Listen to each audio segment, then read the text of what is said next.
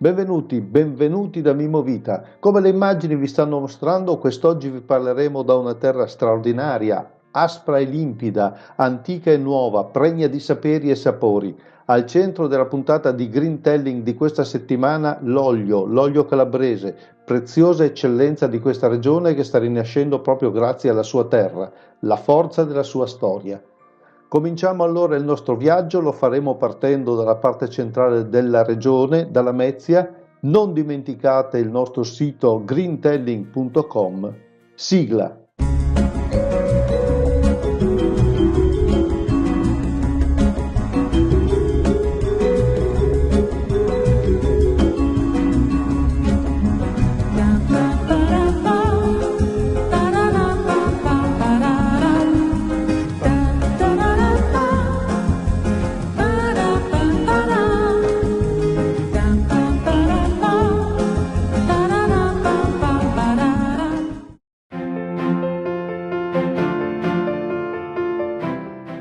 Abbiamo detto quindi di essere a Lamezia, nel Lametino, e con noi lo conoscete ormai l'assessore Gianluca Gallo, l'assessore all'agricoltura della regione Calabria, che ci introduce a questo punto in questo territorio stupendo, soprattutto nell'olivicoltura calabrese. Innanzitutto dobbiamo dire che siamo nel punto più stretto d'Italia, perché qui siamo in un punto che è largo 32 km dal Mar Ionio al Mar Tirreno, dal Mar Tirreno al Mar Ionio che dir si voglia. Siamo in un'azienda storica, un'azienda Statti. Noi abbiamo una tradizione millenaria nel settore agricolo, ogni famiglia calabrese senza vergogna viene dalla ruralità o dall'agricoltura. L'agricoltura è stata un ascensore sociale che ha fatto progredire le famiglie, le ha fatte crescere socialmente, per cui oggi dobbiamo ritornare ad un'agricoltura che non è più quella della zappa, è un'agricoltura che si fa con mezzi ultramoderni, anche con movimentazioni da remoto, e comincia a far capolino l'intelligenza artificiale, ma dobbiamo naturalmente ripescare quella che è una tradizione incredibile con grandissime potenzialità. E questo è il momento della potatura, che è fondamentale per arrivare poi ad una produzione che sia la migliore e la più abbondante possibile per avere dell'ottimo olio. Allora, la produzione calabrese. Siamo i primi produttori insieme alla Puglia, abbiamo 180.000 ettari olivetati e siamo soprattutto in questi anni coloro i quali stanno crescendo in termini di qualità della produzione, non più produzioni massive come è stato per un tempo, ma sempre più produzioni finalizzate alla qualità del prodotto, con packaging innovativi, con packaging diversi, ma anche con la capacità dei nostri produttori di fare formazione sia come corsi di assaggio che come corsi di molitura. Nel corso dei secoli si sono insediate in Calabria tantissime varietà olivicole che sono diventate varietà autoctone, e noi abbiamo in questi anni deciso di investire su un piano olivicolo regionale che abbiamo elaborato insieme al CREA, che ha in Calabria, rende presso l'Università della Calabria la sede nazionale del settore olivicolo, e insieme al CREA abbiamo elaborato un piano che proietterà la nostra olivicoltura nei prossimi decenni. E la gente come fa a sapere tutto questo? Lo raccontiamo attraverso anche tutte le misure di promozione del PSR, la gente conosce tutto questo. Noi faremo di qui a poco, in base a quel sistema di pianificazione che è il piano olivicolo, faremo investimenti importanti col CSR 2327, circa 50 milioni di euro per nuovi insediamenti, espianti e reimpianti, per avere almeno 10.000 nuovi ettari olivetati, ma anche per avere una modernizzazione attraverso innovazione tecnologica, perché abbiamo sempre più problemi di manodopera e dobbiamo per forza di cose stare vicini alle nostre aziende anche in questo senso. E ancora una serie di investimenti in promozione e in comunicazione. Questo è quanto, ma non è tutto. Comincia proprio da qui il viaggio allora di Green Telling di questa settimana, proprio nell'olio calabrese, nell'olivicoltura di questo territorio che giustamente loro chiamano straordinario. Allora adesso noi diamo la linea a Luca Belotti per il suo sottolineato e poi torneremo a parlare di queste cose.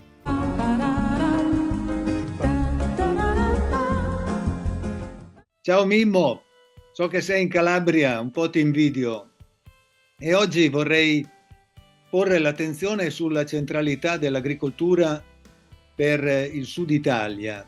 Il nostro Mezzogiorno è una terra ricca di tradizioni agricole secolari, di prodotti unici che invidiati in tutto il mondo e di un patrimonio naturalistico e culturale senza eguali.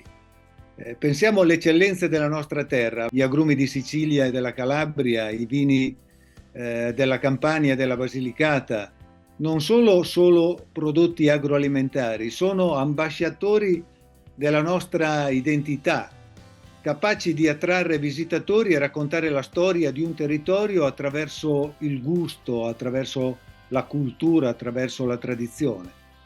Ma non basta, dobbiamo pensare in grande, il Sud deve pensare in grande. La sua posizione strategica nel centro del Mediterraneo lo rende il candidato ideale per un centro logistico, moderno ed efficace, capace di valorizzare e diffondere le nostre eccellenze, le eccellenze del Mediterraneo in tutto il continente, trasformando il nostro patrimonio agricolo in un asset di sviluppo globale. Quindi agricoltura, turismo e logistica possono diventare quelle tre gambe su cui costruire un Sud forte, competitivo e protagonista del futuro economico non solo del nostro paese, ma di tutta l'area mediterranea.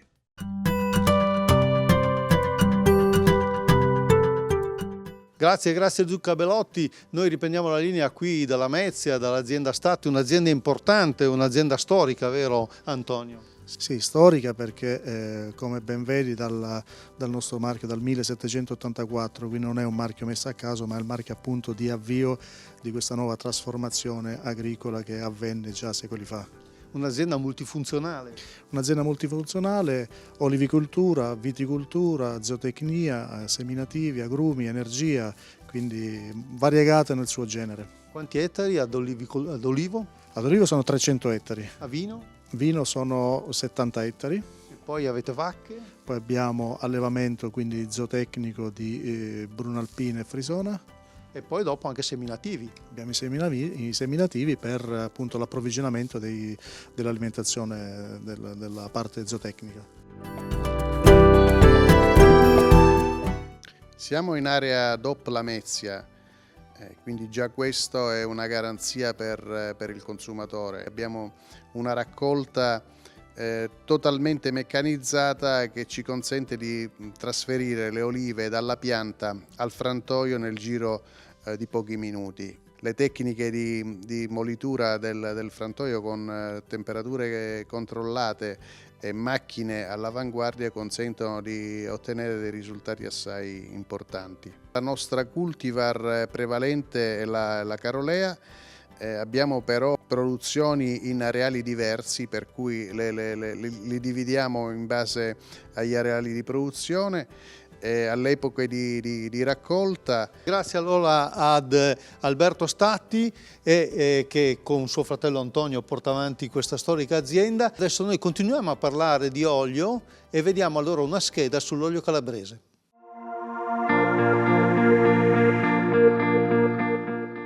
L'Oliveto Calabria copre una superficie di circa 185.000 ettari, il 17% del totale nazionale, per una produzione media annuale di 35.000 tonnellate di olio di oliva. In Calabria sono attivi 718 frantoi, mentre le aziende di settore sono 125.000, il 12% di quelle italiane. Cosenza, con oltre 51.000 ettari, è la prima provincia per superficie olivicola, il 28% sul totale regionale, seguita con 49.000 ettari da Reggio Calabria. Vengono poi Catanzaro, Crotone e Vibo Valentia.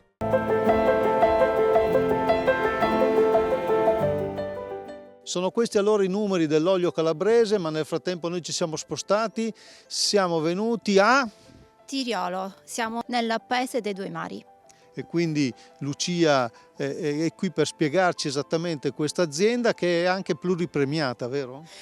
Sì, Mimmo, siamo presso l'Oleificio Torchia, un'azienda familiare che dal 1959 si occupa di tutta la filiera olivicolo-olearia.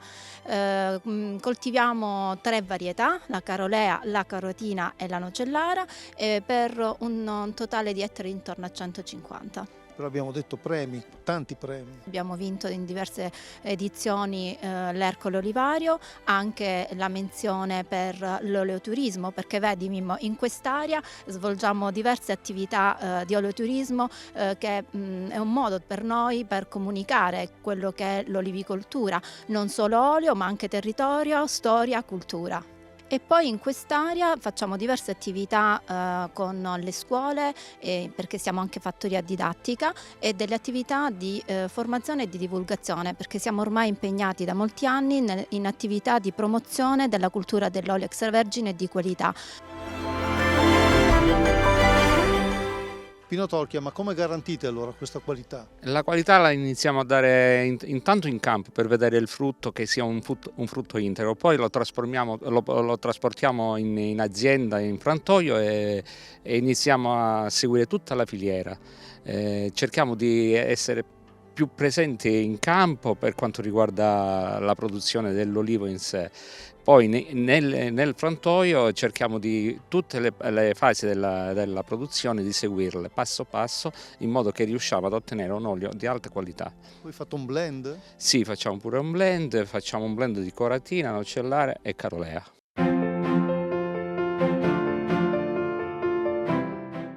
E riprendiamo la linea sempre dalla Calabria, ovviamente ci siamo spostati a sud, siamo in provincia di Reggio Calabria, siamo a Seminara e sempre con l'assessore Gallo continuiamo questo nostro viaggio. Abbiamo inquadrato il settore olivicolo calabrese che sta facendo passi in avanti importantissimi e dobbiamo soprattutto cercare di capire cosa fate voi come regione per sostenere tutto questo? Beh, qui innanzitutto siamo a sud della Calabria, dove ci sono varietà autoctone importanti, penso all'Ottobratica, con dei frantoi e dei produttori che riescono ad avere olio di grandissima qualità.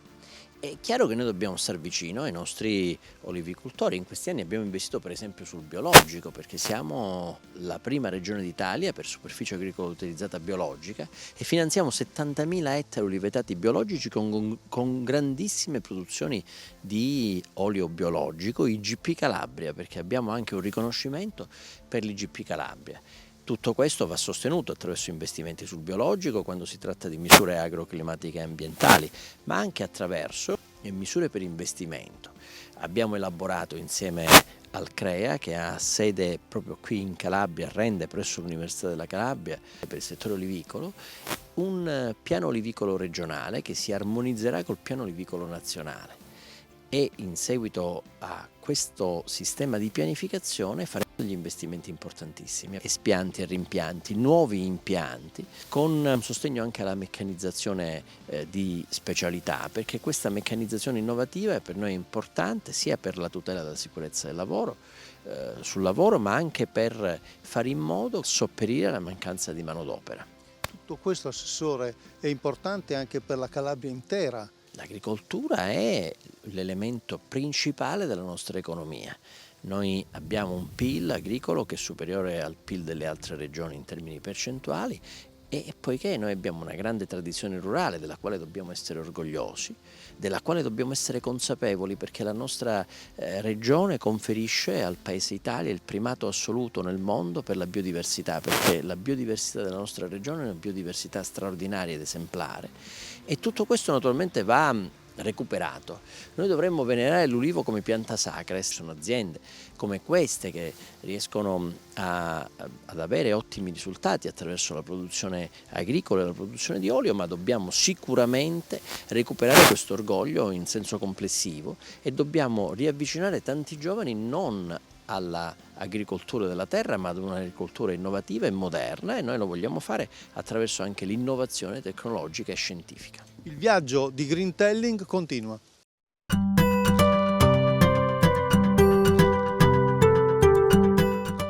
Abbiamo detto allora di essere a Seminara, siamo nella piana di Gioia Tauro, queste sono le colline appunto che guardano la piana di Gioia Tauro e poi si arriva fino al mare.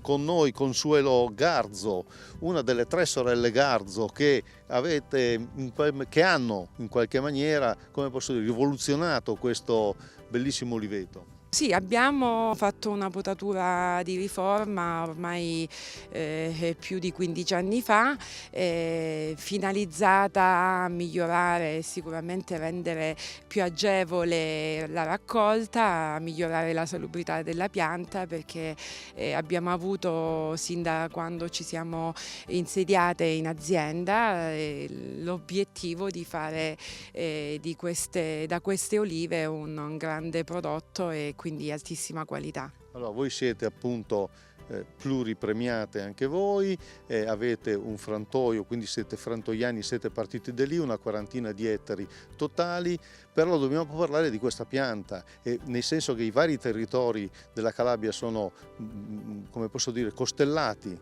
di varietà, e questa è l'ottobratica molto particolare, questi alberi che possono diventare maestosi. Varietà molto generosa, alberi grandi, quindi con E adesso cosa fate? Oggi noi facciamo olio extravergine monovarietale di ottobratica, un olio molto particolare, molto fenolico, quindi con un tenore di fenoli molto alto, con dei sentori molto erbacei. E la raccolta come avviene? Sono troppo grandi, troppo alte sono queste piante? La potatura è quello che diciamo che è la prima condizione per poter raccogliere bene dalla pianta nel momento ideale della raccolta. Quindi di fatto avete abbassato le piante con la potatura?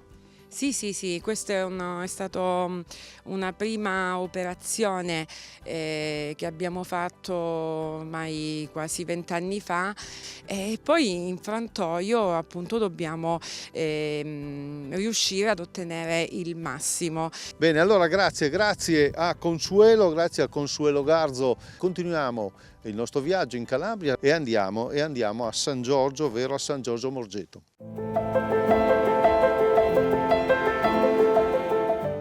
Quello che vedete in questo momento inquadrato è veramente un grande vecchio come dei grandi vecchi sono tutti questi alberi, perché tali sono alberi di ulivo. Con noi veramente è un po' la storia, ecco, dell'olivicoltura reggina sicuramente, calabrese, e quindi Domenico Fazzeri, Mimmo Fazzeri, diciamocelo tra Mimmi. Sì, certo, Mimmo. Ecco, Mimmo Fazzeri, il quale mi spiega che età hanno questi alberi? Questi alberi hanno circa 350 anni, sono stati piantati dal Regno di Napoli per far sì che l'olio prodotto da questi alberi possa illuminare le città del Regno. Allora, quindi, però questi sono, voglio dire, chiaramente sono produttivi, ma voi come ci arrivate a queste altezze di 30 metri? Con la meccanizzazione arriviamo con il braccio meccanico fino a 20 metri e facciamo la scuotitura, quindi facciamo olio di alta qualità. Dal lampante siamo passati a olio di alta qualità. Ma una volta come facevano? Una volta aspettavano che cadessero le olive, pian piano, col vento, col sole, con la maturazione. Mi dicono che voi siete un po' appunto antesignani della meccanizzazione, avete collaborato con l'Università di Calabria. Sì, abbiamo scommesso molto sulla meccanizzazione e sulla scuotitura, perché la indicavamo come secondo noi fosse la strada maestra per fare olio di qualità. Allora, queste sono tutte piante della varietà ottobratica. Qui è l'unica zona della provincia di Reggio dove c'è la carolea. La carolea ha una particolarità, è una cultivar tipica della Calabria tutta, ma non della provincia di Reggio. Qua è un microclima particolare perché è molto ventilato, non è umido, e quindi si sposa bene anche la carolea. Anche loro hanno iniziato la loro storia 3 generazioni fa con il frantoio, ma adesso facciamo un piccolo respiro. Forse ci vuole anche un po' di cucina, allora vediamo l'olio in cucina e andiamo a Trieste.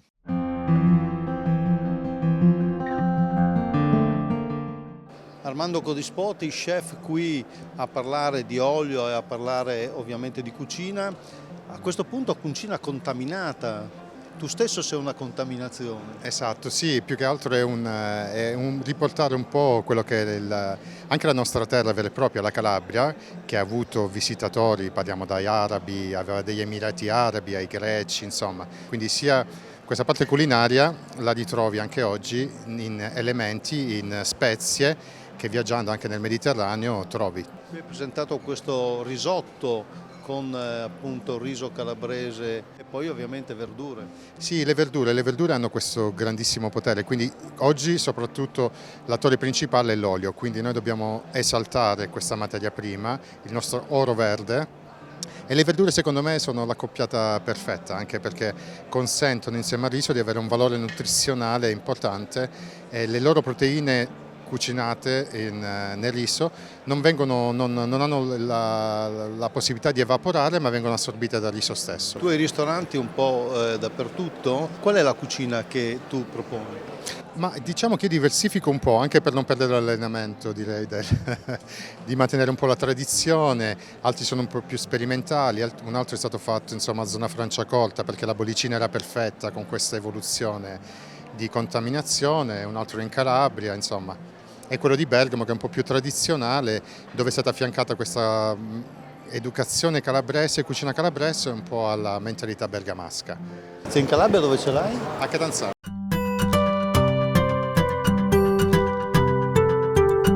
Allora ci siamo spostati, siamo nel nord-est della Calabria, siamo a Corigliano Rossano. Siamo a Cantinella di Corigliano Rossano, siamo nel pieno centro della Piana di Sibari.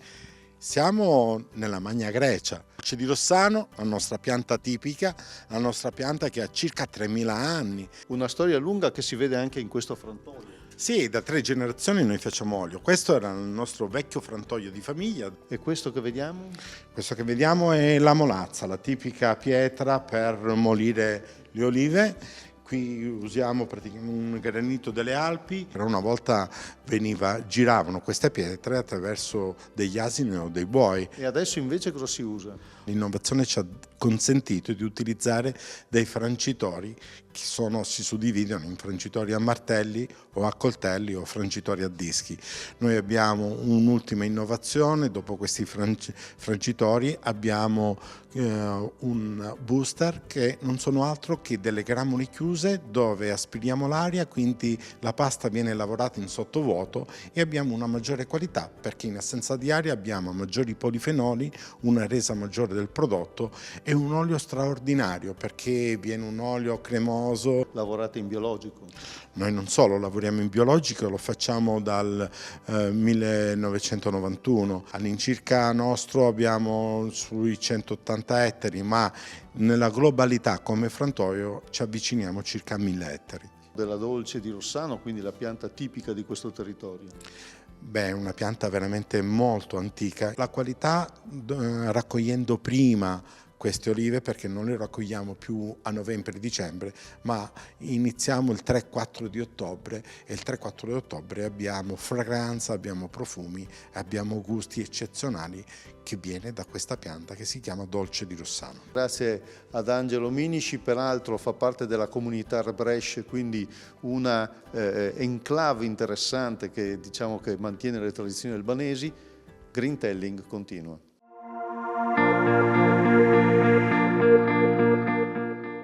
Aromatizzato all'origano, al basilico, alla cipolla di Tropea, al peperoncino, al rosmarino, all'aglio e al finocchietto.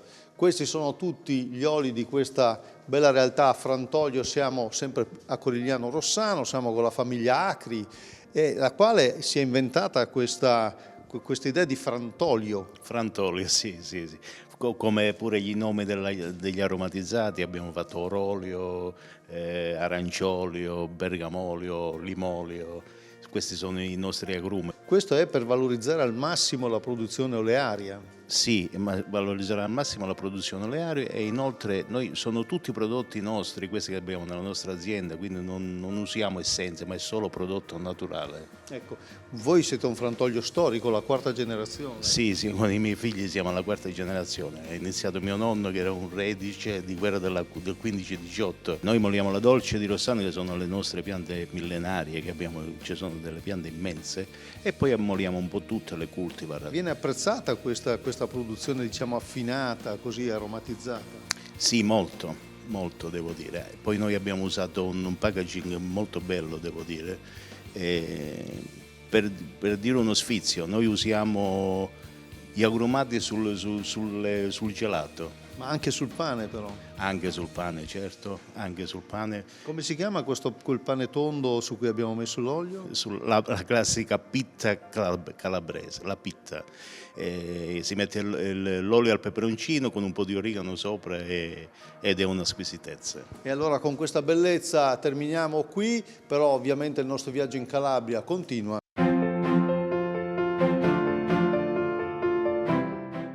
Verso la fine del nostro viaggio qui nell'olivicoltura calabrese, dietro di noi lo splendore del mare di Corigliano Rossano e siamo qui in questa bella proprietà dell'azienda dell'Olearia Geraci, qui i fratelli Geraci che ovviamente, visto che siamo in questa zona, coltivano la dolce di Rossano. Quali altre varietà producete? Abbiamo la Carolea, il Leccino, Frantoio, poi ci sono le nocellare sia messinese che belice, la Coratina e la Cima di Melfi. Quindi sono molte. Da quanto tempo voi sostanzialmente fate questo mestiere? Siamo dall'81, quindi nostro padre ha creato questa azienda, quindi ancora annesso il frantoio, e poi da lì siamo partiti noi come figli, quindi come seconda generazione, e poi ci siamo ritrovati immersi in questa avventura. È difficile, però ci vuole tanta passione e ovviamente tanto impegno, e con un unico obiettivo, quello della qualità. Se si fa qualità si va avanti, altrimenti si rimane, diciamo, fermi al palo. Quanti ettari avete in gestione? In totale circa sono 190. Ecco, quindi producete molto. Ovviamente è una selezione continua, sia che parte dalla coltivazione, quindi dalla potatura, dalla gestione dell'oliveto, quindi utilizziamo impianti di ultima generazione, 2 fasi, con estrazioni a freddo, e dove ovviamente non supera i 26 gradi, quindi abbiamo un olio di qualità eccelsa. Una garanzia per la qualità è sicuramente il marchio, e c'è questo marchio e lo chiediamo appunto a Maria Grazia Geraci.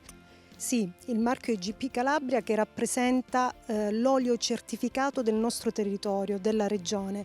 Grazie al Consorzio di tutela Olio IGP di Calabria riusciamo in questi ultimi anni a portare sulle nostre tavole, sulle tavole degli italiani, e ci auguriamo anche oltre i confini nazionali, di un prodotto garantito e certificato e tracciato.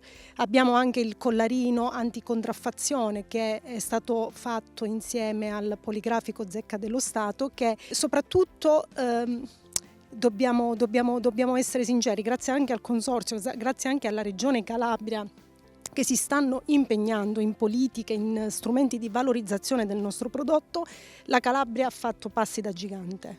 Bene, allora questo è vero, e adesso andiamo a parlare con l'assessore Gianluca Gallo. Non potevamo non chiudere con l'assessore Gianluca Gallo, che ci è raggiunto anche lui qui. Allora, assessore, abbiamo fatto questo giro in Calabria, nella Calabria dell'olio, una Calabria straordinaria decisamente. Sì, una Calabria straordinaria, poco conosciuta, credo che sia l'ultima terra da scoprire del paese, e può essere scoperta proprio attraverso le sue campagne, attraverso i suoi campi, attraverso i suoi agricoltori, attraverso i suoi imprenditori, attraverso i suoi prodotti del settore agricolo primario, ma anche del settore agroalimentare, che ci stanno facendo crescere tanto in export, perché in questi ultimi 3 anni noi siamo cresciuti raddoppiando il nostro export, e questo raddoppio è trascinato proprio dal settore agricolo primario e da quello agroalimentare, perché stiamo migliorando anche in comunicazione. Abbiamo questo brand Calabria Straordinaria che stiamo trasferendo in ogni circostanza all'esterno, attraverso manifestazioni fieristiche, attraverso iniziative di promozione, perché ci stiamo raccontando in maniera diversa. Vogliamo cambiare insieme al presidente Occhiuto il racconto di questa regione, che è una regione straordinaria, dalle 1000 potenzialità, soprattutto in questo settore, e naturalmente con orgoglio e consapevolezza vogliamo tornare a quella che è una tradizione rurale, che naturalmente deve coniugarsi con una straordinaria innovazione scientifica e tecnologica. Una montagna sconosciuta ma bellissima, boschi storici e soprattutto anche di grandissimo valore proprio forestale, e poi tutto questo condito con una enogastronomia di grande qualità. Beh, è una regione che è conosciuta per i suoi 800 km di coste, ma è una regione che ha 4 parchi, di cui 3 nazionali ed 1 regionale, e che ha 600.000 ettari boscati, che ha degli straordinari altopiani e dei borghi meravigliosi con parchi archeologici, beni storici, culturali ed anche religiosi, architettonici. Quindi una regione che ha storia, che ha tradizione, una regione che ha naturalmente anche prodotti agroalimentari e una enogastronomia di qualità, sempre di maggiore qualità. E vogliamo costruire, come hanno fatto tanti altri prima di noi, un modello di sviluppo che vada a coniugare il prodotto territorio con il prodotto del territorio, sempre avendo un'unica ambizione, che è l'ambizione della qualità, come nel settore olivicolo, come nel settore vitivinicolo, nei quali siamo cresciuti fortemente in questi ultimi anni, perché abbiamo avuto proprio questa ambizione. E noi allora chiudiamo Green Telling di questa settimana. Io devo dirlo, sono mezzo calabrese, quindi sono anche forse di parte. Grazie all'assessore Gallo. Si chiude qui Green Telling di questa settimana. Ricordate il nostro sito greentelling.com. Arrivederci da Mimo Vita la settimana prossima.